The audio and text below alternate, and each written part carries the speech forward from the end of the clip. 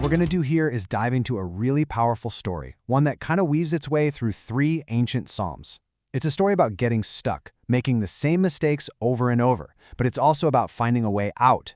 It's what you might call a cycle of faith, and you might find it's way more relevant to your own life than you think. I mean, have you ever felt that? Like you're just caught in a loop? You make the same mistakes, you face the same consequences, and you just feel like you're going in circles. It's such a human feeling, and believe it or not, people have been writing about it for thousands of years. And it turns out, these 3 ancient poems, we're talking Psalms 106, 107, and 108, they nail this exact feeling. But here's the best part. They don't just point out the problem, they actually give us a roadmap, a way to break the cycle. And that entire path is built on one single foundational idea. This is it, right here. This simple, but really profound statement is the bedrock for everything we're about to unpack. It's the core belief that makes any of this cycle breaking possible. So keep this in mind as we start with, well, the problem. All right, our story kicks off in part 1, a history of forgetting.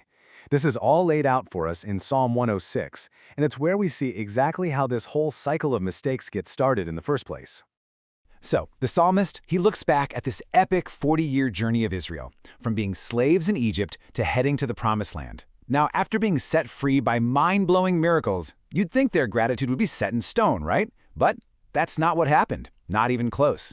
Instead, they fell into this really destructive pattern of just forgetting. And the psalmist gets super specific here, just to show this wasn't some one-time slip-up. I mean, literally, right after being saved at the Red Sea, they start doubting. Out in the wilderness, they complain. At Mount Horeb, they go and build a golden calf to worship. They even turn on their own leaders, Moses and Aaron. It was just this persistent, recurring pattern of forgetting who had saved them and why. And right here, the psalm just connects the dots for us, and it makes the link brutally clear. The cause? They forgot God and started copying the destructive ways of the nations around them. And the consequence? They were handed over to their enemies. They got stuck in a cycle they built themselves. But that is not where the story ends. Not by a long shot. Let's move on to part 2, a cry in the darkness. Psalm 107 shows us the pivot point, the one thing that swings this whole story in a completely new direction. So right in the middle of all of this self-inflicted suffering, a totally new pattern starts to emerge. And the psalmist points to one specific action that, time and time again, consistently broke the cycle. Just look at this rhythm. First, you see a group of people, and they are in deep trouble. They're wandering, they're lost, they're starving, they are at their absolute limit. But then comes the action. They cried out to the Lord in their trouble. And the result? It's immediate, and He delivered them. And just to make sure we get it, the psalmist hammers this pattern home. Here we go again. A different group of people. This time, they're prisoners in darkness because they defied God. Their situation looks totally bleak. But what do? The exact same thing. They cried out to the Lord in their trouble. And the result? Exactly the same. And He saved them. And the psalmist still isn't done. He gives 2 more examples.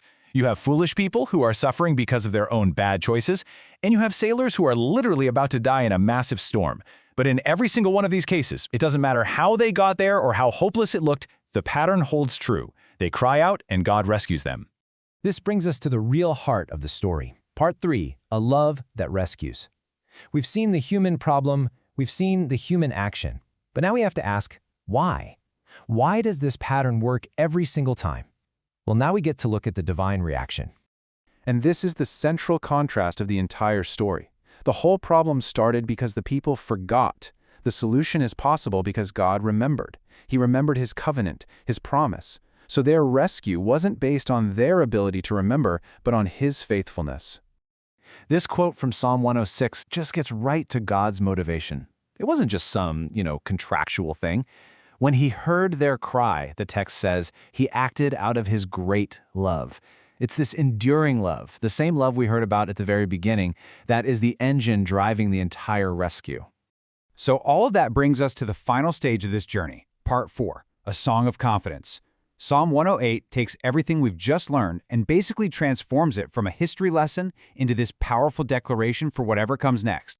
So after going through this whole history, the forgetting, the suffering, the crying out, and the consistent loving rescue, the whole perspective just flips. The psalmist, David in this case, isn't just recounting the past anymore. He's now looking at the challenges of today and tomorrow with a brand new, totally unshakable confidence. And to express this crazy confidence, David uses this vivid, ancient poetry that might sound a little strange to us. He says, "Moab is my wash basin." Now, a wash basin was what a servant used to wash a master's feet. So this isn't just a random insult. It's a way of saying, my powerful enemy is no more significant to me than a piece of household pottery. Total dominance. And the poetic trash talk continues. He says, "Over Edom I toss my sandal." In that culture, throwing your sandal onto a piece of land was a symbolic act of claiming it as your property. So David is declaring that this enemy territory already belongs to him. This is the language of guaranteed victory. And all of this leads to the ultimate realization, kind of the main takeaway from this whole cycle. On one hand, David concludes that human help on its own is basically worthless when you're facing life's biggest battles. But the other side of that coin is this profound truth. With God, victory isn't just possible, it's a sure thing. Okay, so let's put it all together. This is the cycle of faith. It starts with us, with our tendency to forget and to fall into trouble. But in that distress, we can cry out for help. And when we do, God rescues, not because we're perfect, but because of his enduring love. And seeing that reliable pattern again and again and again, it builds this amazing, unwavering confidence for the future. You know, Psalm 107 ends with a question, and it's the perfect one to leave you with. Who is wise? According to the psalmist, wisdom isn't about avoiding the cycle perfectly. It's about understanding it and taking the time to really consider the great love that powers the whole journey from distress to deliverance. Thanks for exploring this with me.